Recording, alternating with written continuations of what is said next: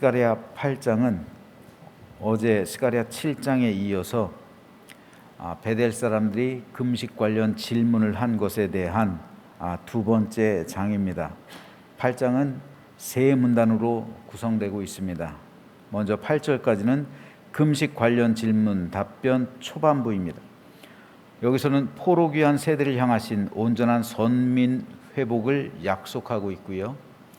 9절에서 17절은 금식 관련 질문 답변 중반부로서 포로 귀한 세대를 향한 축복의 재보장 및 성전 재건 독려와 신앙 실천을 촉구하고 있습니다.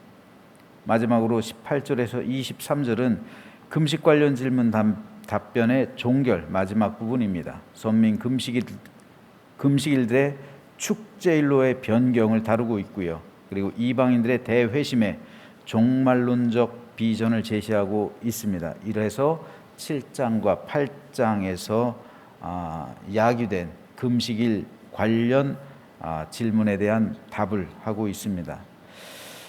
오늘은 이 가운데 19절 말씀을 한번 살펴보겠습니다.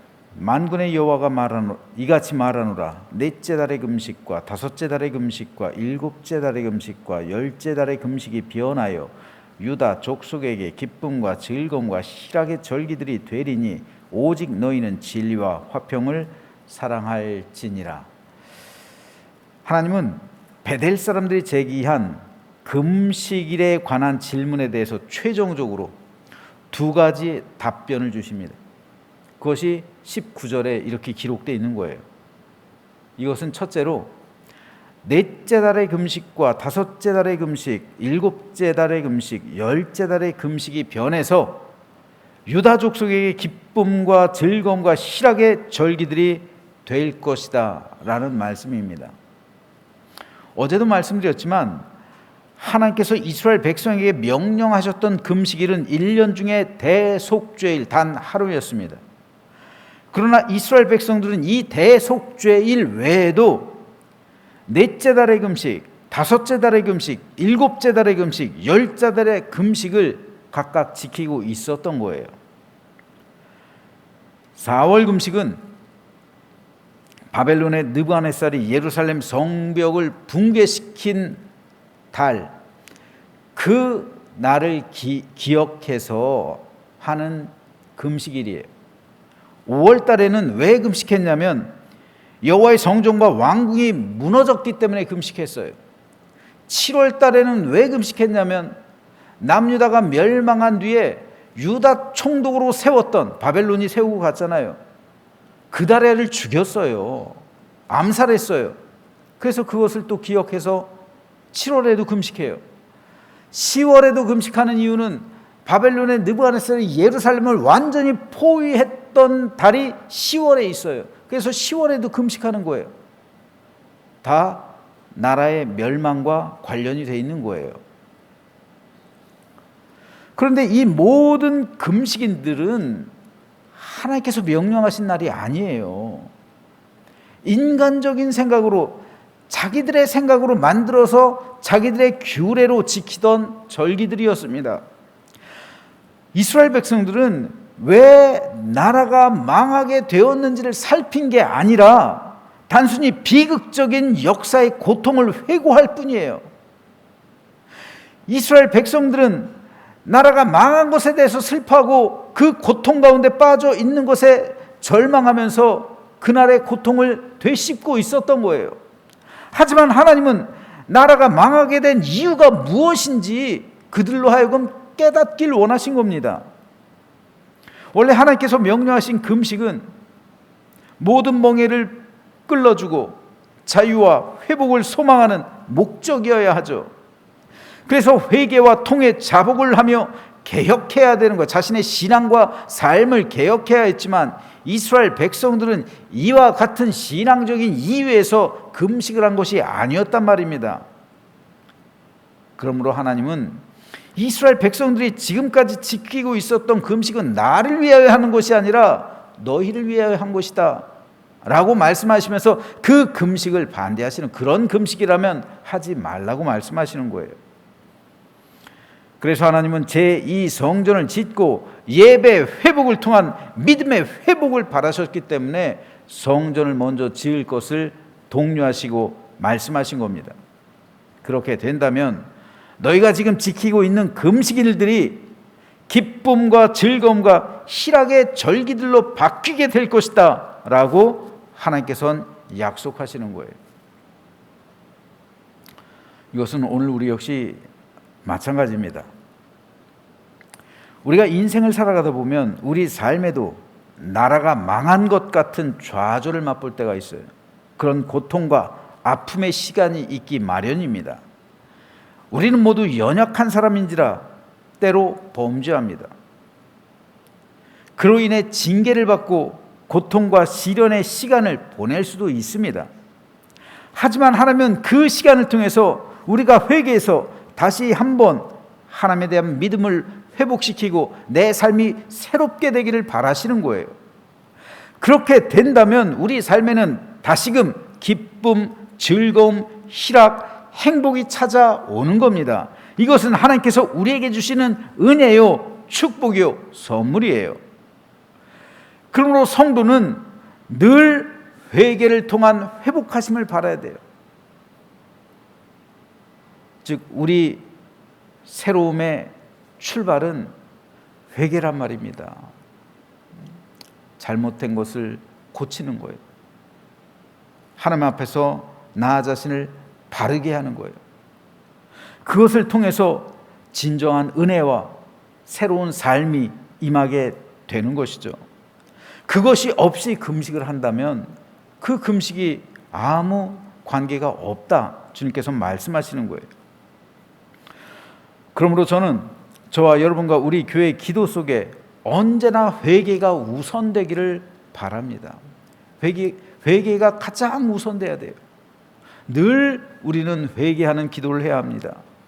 그래서 새롭게 하시고 회복하게 하시는 하나님의 은혜를 경험하며 기쁨과 즐거움, 희락이 넘치는 삶을 살아가게 되기를 주님의 이름으로 축복합니다. 둘째로, 하나님은 베델 사람들이 제기한 금식에 관한 질문에 대해서 두 번째로 이렇게 말씀하셨어요. 오직 너희는 진리와 화평을 사랑하라. 회개하고 나서 새롭게 된 이후에 성도의 삶에 대해서 하나님께서 말씀하십니다. 여기서 진리는 하나님과 이스라엘 백성과의 영적인 관계를 의미하는 거예요. 이스라엘 백성들은 이 진리 위에서 하나님을 온전히 섬겨야만 했습니다. 진리를 벗어나니까 우상을 섬기는 거잖아요. 진리를 벗어나니까 잘못된 믿음 가지고, 진리를 벗어나니까 잘못된 방법으로 하나님을 섬겼던 겁니다. 그러므로 반드시 이스라엘 백성들, 그리고 오늘 우리들은 진리 위에서 하나님을 섬겨야 하는 겁니다. 그리고 화평은 이웃과의 관계를 의미합니다. 즉 화평을 사랑하라 하는 말은 이웃과의 관계 속에서 화목하고 화평하게 지내는 것을 사랑하라 라는 말씀이에요.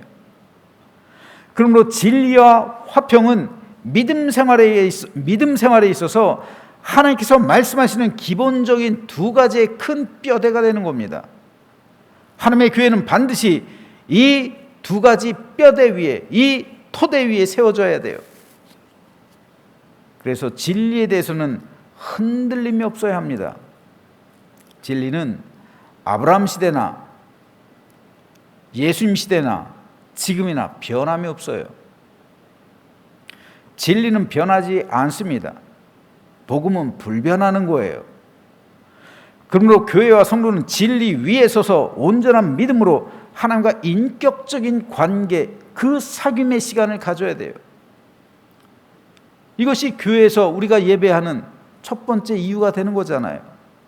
두 번째로, 성도와 성도 사이에선 또한 화평의 사귐이 있어야 되는 거예요. 코이노니아가 있어야 된다는 말입니다. 서로 화평하게 지내야 된다는 말이에요. 왜요?